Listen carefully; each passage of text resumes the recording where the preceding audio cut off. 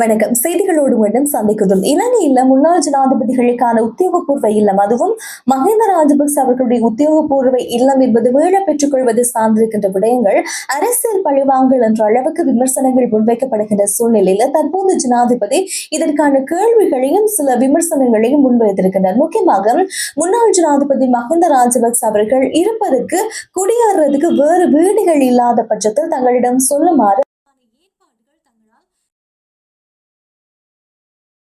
முக்கியமாக குருநாக தப்புதேகமவில் நேற்று நடைபெற்றிருக்கின்ற கூட்டத்தில் பேசிய போதுதான் ஜனாதிபதி இந்த விடயம் சொல்லியிருக்கிறார். தானும் தற்போதைய அமைச்சர்களும் எந்த விதமான உத்தியோகபூர்வ இல்லங்களையும் பெற்றுக்கொள்ளாமல் தான் இருக்கின்றோம். ஏன் இது போல முன்னாள் அமைச்சர்களும் முன்னாள் ஜனாதிபதிகளாலும் செய்ய முடியாமல் போனது என்பதாக சில கேள்விகள் எழுப்பியிருக்கிறார்.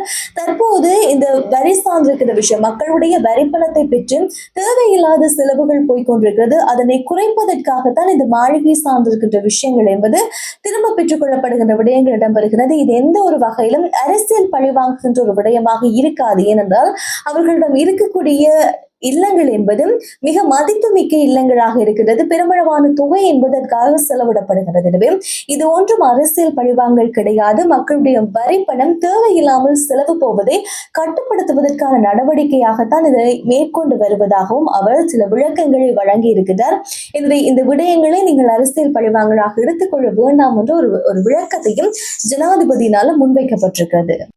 முன்னாள் ஜனாதிபதி மஹிந்த ராஜபக்ச அவர்களுடைய மகன் யோசித ராஜபக்ச கைது செய்யப்பட்டிருந்தார். அண்மையில ஊழல் குற்றச்சாட்டு தொடர்பான ஒரு விசாரணையின் போதுதான் அவர் கைதாகி இருந்தார். எனவே அவருக்கு நீதிமன்றத்தினால திங்கட்கிழமை வரைக்கும் அவரை விளக்கமறியல் வைக்க சொல்லப்பட்டிருந்தது. எனவே இன்றைய நாள் பிணை கோரி மனு தாக்கல் செய்யப்பட்ட நிலையில் அவர்களுக்கான பிணை வழங்கப்பட்டிருக்கிறது. இந்த சூழ்நிலையில் ஏற்கனவே அவருக்கான இந்த சிறப்பு சலுகைகள் என்பது ஏதேனும் வழங்கப்பட்டிருக்கிறதா என்பது பற்றியும் ஒரு விசாரணை நடத்தி சொல்லி அண்மையில ஜனாதிபதியினால பணிப்புரை என்பது விடுக்கப்பட்டிருக்கிறது. எனவே இந்த வழக்கு விசாரணை என்பது தொடர்ச்சியாக முன்னெடுக்கப்படும். இனி வருகின்ற நாட்களில் இது எப்படி நடைபெற போகிறது என்பது பற்றி இருக்கக்கூடிய விடயங்களை அவதானிப்பதற்கும் அது பற்றி இருக்கக்கூடிய விடயங்களை தெரிந்து கொள்வதற்கும் மக்களும் ஆவலாக இருக்கிறார்கள். அதே போல ஊழல் குற்றச்சாட்டு செய்தவர்கள் மீது தக்க நடவடிக்கை மேற்கொள்ளப்பட்டு இலங்கையுடைய மக்களுடைய வரிப்பணம் மீண்டும் மக்களுக்கு திரும்ப வேண்டும் என்ற ஒரு கோரிக்கைகள் என்பது தொடர்ச்சியாக முன்வைக்கப்பட்டு வருகிறது.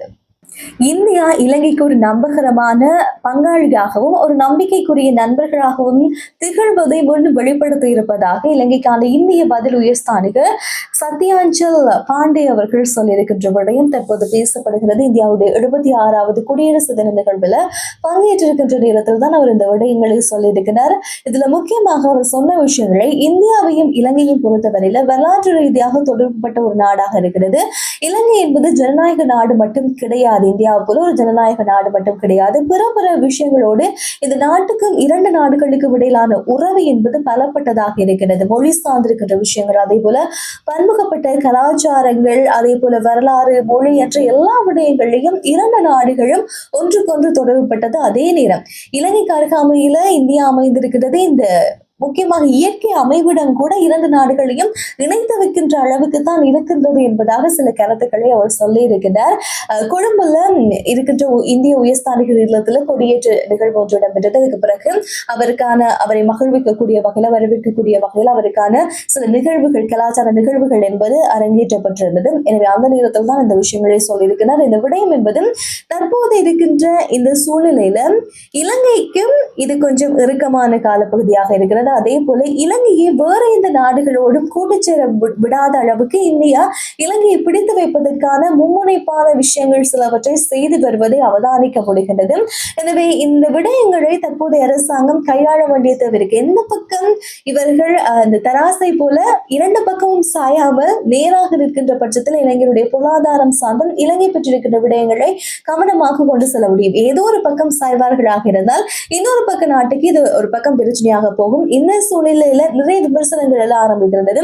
இலங்கையில அன்றுகுமார் திசாநாயக்கா அவர்கள் இந்தியாவோடு அவ்வளவு பெரிதாக உறவு பாராட்டாமல் இருப்பதன் காரணமாக தற்போது அமெரிக்காவில் ஒரு புதிய ஆட்சி வந்திருக்கிறது. எனவே அமெரிக்காவோடு சாய்ந்து கொள்வோமா என்ற அளவுக்கும் சில செயற்பாடுகளை மோடி அரசாங்கம் முன்னெடுத்து வருவதாக, அதுவும் இது அமெரிக்காவில் இருந்து இந்திய குடியேறிகள் 18,000 பேரை அதாவது இந்தியாவுக்கு திரும்ப அனுப்ப போகிறோம் என்று சொன்ன விஷயத்தையும் ஏற்றுக்கொண்டதுல இருந்து நிறைய விமர்சனங்கள் இந்தியா இப்போது சந்தித்து வருகிறது. எனவே இந்த சூழ்நிலையில் தான் இலங்கை இந்திய உறவு பற்றியிருக்கின்ற விடயங்கள் மீண்டும் பேசப்படும். எதிர்வருகின்ற வாரத்தில் 2 பேர் கைது செய்யப்படுவார்கள் என்று சொல்கின்ற விடயம் என்பது திட்டமிட்டு நடத்தப்படுகின்ற விடயம் என்பதாகவும் தற்போதைய அரசாங்கம் தன்னிச்சையாக சில கைதுகளை மேற்கொண்டு வருவதாக குற்றச்சாட்டை நாடாளுமன்ற உறுப்பினர் DV சானக் அவர்கள் சொல்லியிருக்கிறார். அதுவும் இந்த யோசித ராஜபக்ச அவர்களுடைய கைதுக்கு பிற்பாடு அவரை சந்திக்க சென்றிருக்கிற நேரம் ஊடகவியலாளர்கள் அவரிடம் சில கேள்விகளை எழுப்பியிருப்பார். அந்த கேள்விக்கான பதிலாக அவர் சொன்ன விஷயம், அவதானிக்கின்ற நேரம் ஒரு பக்கத்துல பெரும்பாலான பாகங்களை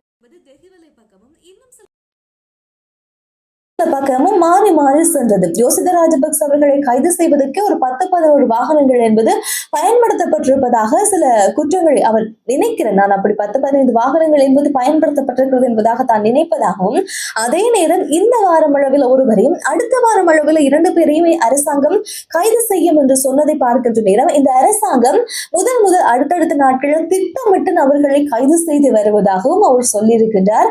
மேடைகள்ல இருந்த, அதாவது தேசிய மக்கள் சக்தியினுடைய பிரச்சார மேடைகள்ல இருந்த 2 பேர் இப்ப போலீஸ் பதவியில இருக்கிறாங்க. அப்படி இருக்கின்ற சூழ்நிலையில எவ்வாறு நாங்கள் நியாயமான விசாரணையை தற்போது அரசாங்கத்திடம் எதிர்பார்ப்பது என்பது போல சில கேள்விகளை எழுப்பி இருக்கின்றார்.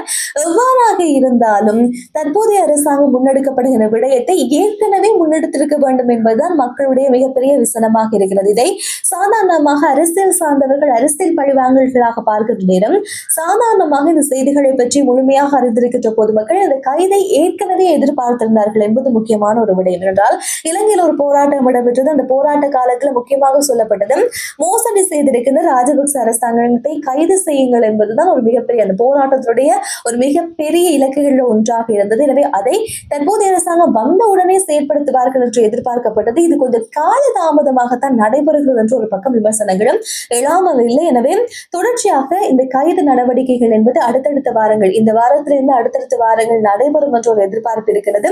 எனவே பொறுத்திருந்து பார்க்கலாம் இந்த மோசடி குற்றச்சாட்டு சார்ந்திருக்கிற விடயங்களை யாரெல்லாம் கைதாக போகின்றார்கள் என்பதை. இது பற்றிய உங்களுடைய கருத்துக்கள் இருக்குமாக இருந்தால் மறக்காம கமெண்ட்ல சொல்லுங்க. நாளை நாள் செய்திகளோடு சந்திக்கலாம். நன்றி, வணக்கம்.